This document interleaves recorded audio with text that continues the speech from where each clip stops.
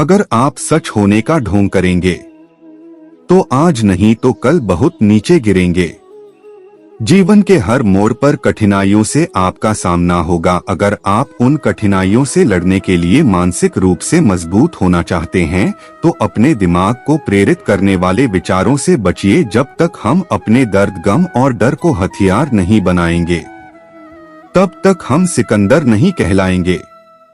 यदि आप हारने की हिम्मत रखते हैं तो आप जीतने की कला बखूबी जानते। तरक्की सिर्फ चाहने से नहीं, सही निर्णय और लगातार मेहनत करने से मिलती है।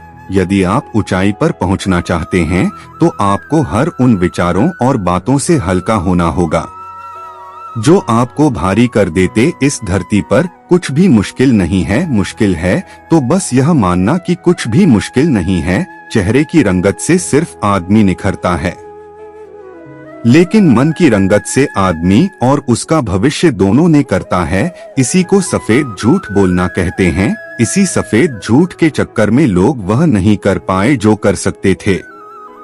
हमेशा इस बात को याद रखिएगा कि जीवन की सबसे बड़ी खुशी उस काम को करने में जिसे आपका दिल करने के लिए इजाजत दे, वरना उस काम को हाथ मत लगाइए जैसे आपका दिल करना ही नहीं चाहे। अगर आपसे कोई कहे कि यह काम तुमसे नहीं हो सकता तो उसका सीधा सीधा यही मतलब होता है कि इस काम को तुम्हारे सिवाय कोई और नहीं कर सकता। अगर आप किसी के एहसान तले नहीं रहना चाहते हैं तो आप दिल और दिमाग से इतने मजबूत बनिए कि आपको कोई भी किसी तरह मुसीबत में ना ला सके। आप डटकर खड़े रहे तब तक जब तक मुसीबत टल ना जाए। खुद पर भरोसा और आत्मविश्वास बनाए रखें। सारी कठिनाइयां अवसर में बदल जाएगी। क्या आपने कभी इस बात पर गौर किया है कि अवसर कठिन परिस्थितियों में जन्म लेती है? अगर आप और आपके आसपास के लोग बहुत सुखी तो वहां क्या कोई अवसर पैदा होगा?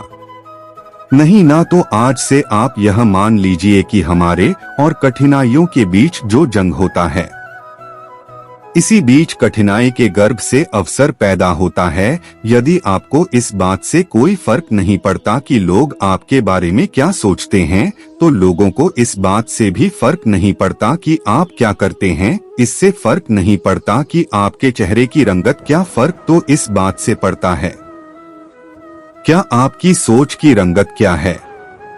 आप समय न होने का बहाना नहीं कर सकते, क्योंकि आपको भी तो वही 24 घंटे मिला है, उतना ही जितना सफल और महान लोगों को मिलता है। समय का पहिया यह नहीं कहता कि धीरे चलो, समय का पहिया कहता है मेरे साथ चलो और सफल बनो। यदि एक बार समय चला गया और आपने उसका सही उपयोग नहीं किया तो समझ लीजिए उसके बाद में बड़े अफसोस के साथ यह कहना पड़ेगा कि काश मैंने उस समय को बर्बाद न किया होता तो आज में कुछ होता। यदि एक बार समय चला जाता तो फिर अफसोस के अलावा और कुछ बाकी नहीं रहता। समय आपकी जिंदगी का सबसे कीमती तोहफा है जो ईश्वर ने सभी को समान रूप से दिया है। अब आपके ऊपर है क्या आप उसका उपयोग कैसे करें। ध्यान देने वाली बात यह है कि समय का हर पल आपके लिए एक अवसर है और इस अवसर का फायदा उठाकर आप कुछ भी अच्छा हासिल कर सकते हैं।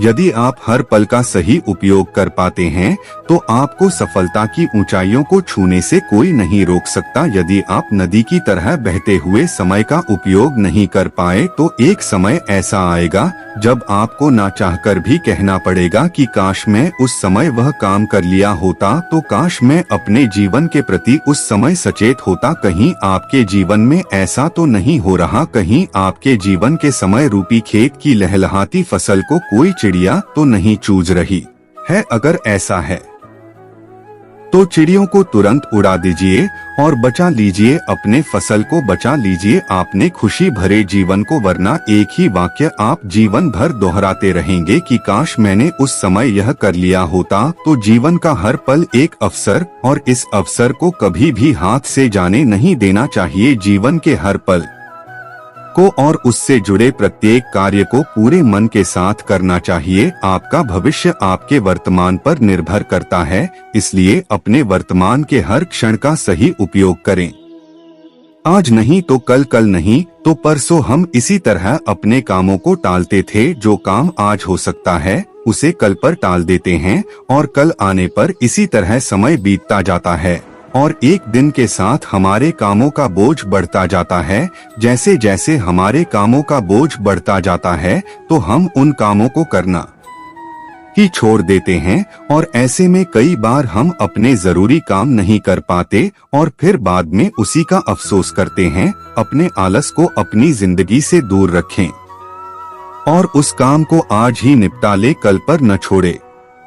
एक समय की बात है, एक राजा एक दिन अपने राज्य के भ्रमण पर निकालता है। कुछ दूर टहलते हुए जाता है कि उसे गरीब आदमी मिलता है। उसकी हालत बहुत खराब थी, फटे पुराने कपड़े और पूरा शरीर गंदगी में लिप्त था। राजा को उस पर दया आती है। राजा अपने राज्य में ऐसे इंसान को देखकर परेशान हो जाता है कि उसके राज्य में बहुत तकलीफ में। फिर राजा ने निर्णय लिया कि उस गरीब के घर में चुपके से सोने की कुछ मोहरें रखवाएगा। उस दिन जब रात होती है तो रात के अंधेरे में राजा अपने गुप्तचर को आदेश देता है कि जाओ उस गरीब के घर में सोने की 1000 मोहरें चुपके से रखकर, और साथ ही में एक पत्र राजा देता है जिस पर लिखा था, मैं तुम्हारे आज का राजा, यह सोने की मोहरें तुम्हारे लिए। राजा पत्र इसलिए रख पाता है, गरीब आदमी इतने सोने के मोहरे देखकर परेशान। आज गुप्तचर सोने की मोहरें और राजा का पत्र उस गरीब के घर में चुपके से रखा था।